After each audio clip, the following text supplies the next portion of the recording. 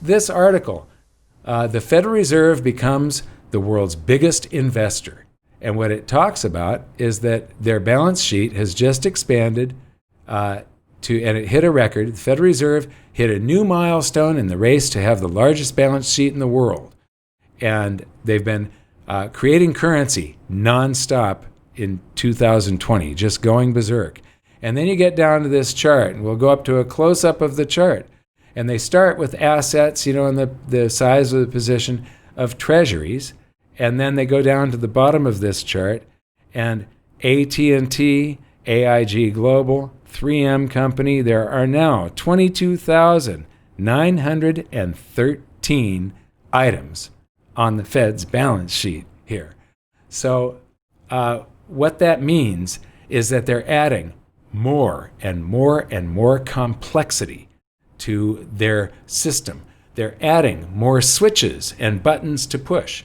I don't know if you've ever seen one of these guys that spin plates, but there's this long stick that sticks up from the floor, some mounting platform, and the guy will put a plate on top of it and start spinning it, and then just get that plate going, and then he does another one, and then another one, and then another one.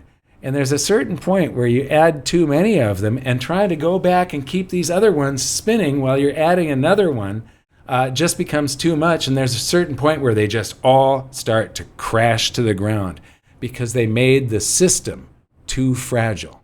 And we are getting to that point where the Fed has made everything so complex and so fragile that I am really concerned that we could see a major potential collapse of the global economy because of adding continuous complexity into the system. Hi, everyone. I've got Mike Maloney with me here of goldsilver.com. He's got an insider's update for all of our insiders. So, Mike, what have you got for us? Okay, last weekend, I sold 3 pieces of property I had at the beach here in San Juan. The other move that I made is I'm getting one more private placement called. Just a few years ago, I was on a panel with Jeff Christian of CPM Group, and I was talking about triple-digit silver, and he said that $100 silver was cocaine-induced fantasies or something like that. Do you think it's inevitable? Do you think triple-digit silver is inevitable? Absolutely, Mike. I do think it's inevitable. I hope it lasts. There's a couple of critical things happening in the world right now that is going to push the price. And then, of course, people are wondering, is it going to be investment demand? I think it's just going to be industrial demand for the needs of the human race. When you have a metal that's dropping in production 4 years in a row now, we don't know what the 2020 number is, but it's going to be south of 800 million ounces, and it hasn't been below that 800 million ounce number for 5 years. Consumption's still 1 billion ounces and going up. By 2 or 3 or 4 or 5% a year. And we want to go green. We want to get rid of oil and gas. We want to electrify the planet in new ways. What do you think about some of the things that have been changing recently on the commodities exchange? The people that are standing for delivery now instead of just settling in cash and so on. People don't know how tight these markets are. We're talking about silver specifically. I've had major silver consumers, in my office, face to face. I've asked them directly, how much silver do you use in a year? They won't tell me. They're paranoid that you and I are going to find out how tight this market is. They're paranoid there to see what happened in the cobalt market or the nickel market or the uranium market or, any of these markets that all of a sudden, the hedge funds decide to front run industry, because they do that, and all of a sudden the price of that commodity skyrockets in price, and it's not in the best interest of Samsung or Sony or Tesla or whomever the case may be to have one of their key commodities go up by 5 or 10 times.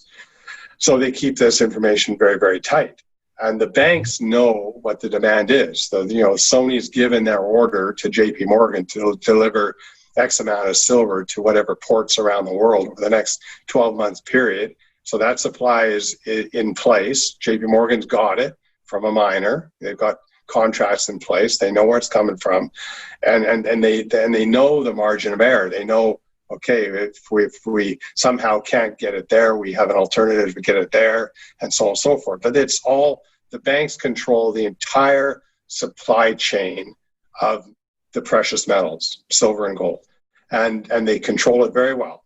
But if something anomalous happens, like all of a sudden investment demand picks up, there's not enough refineries out there to even meet that demand.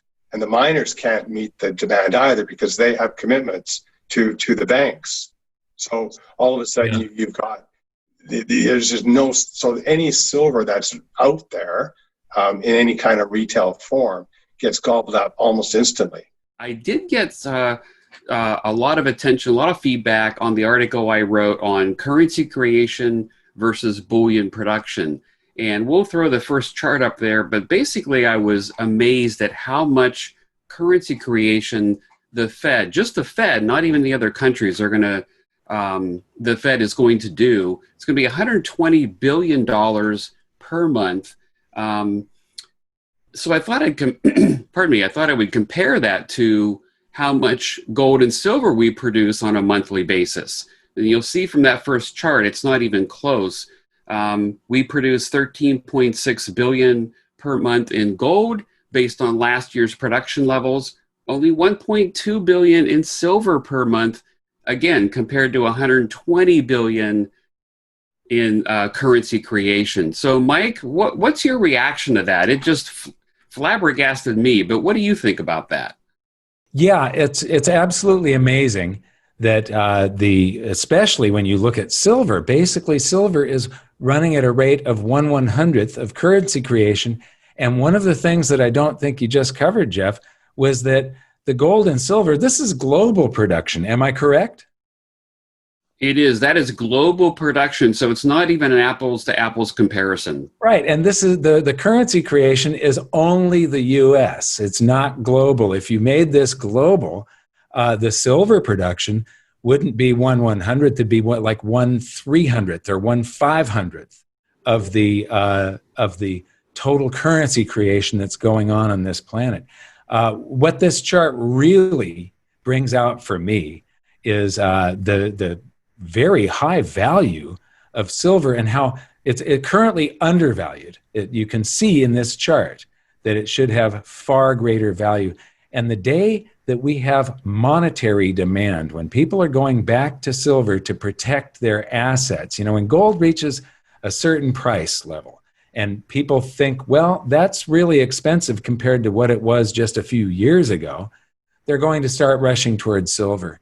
And that monetary demand is going to just make a huge difference. I'm expecting an explosion. What I plan on doing when a whole bunch of factors, and I have 21 different indicators that I've come up with over the years, and I'm keeping a lot of them secret because Richard Russell used to have his primary trend indicator, and he wouldn't let anybody know what it was, and it was right most of the time. Because he said, if you let everybody know what it is, it stops working. If everybody starts trading this thing all together, it stops working. So we're going to develop these that use a set of fundamental indicators, a set of indicators as far as the environment goes, negative interest rates and stuff like that, a set of indicators that are confirming indicators. And then what I plan on doing is figuring out what percentage of my portfolio I'm going to sell in tranches. And what I plan on doing, it could be anywhere from 20% to 33% of my portfolio that I sell.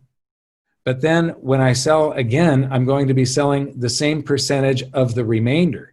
So you never actually get down to zero. That question, will I sell all when it reaches, and go into the next asset class? No, I'm always going to have some gold and silver left. Because I plan, as this goes up into this bubble, trying to capture around that peak through these indicators and not letting emotion get me out too early or too late. At goldsilver.com, we have a price match guarantee, free shipping, and global storage options. Get the best-selling book, Guide to Investing in Gold and Silver, for free at goldsilver.com.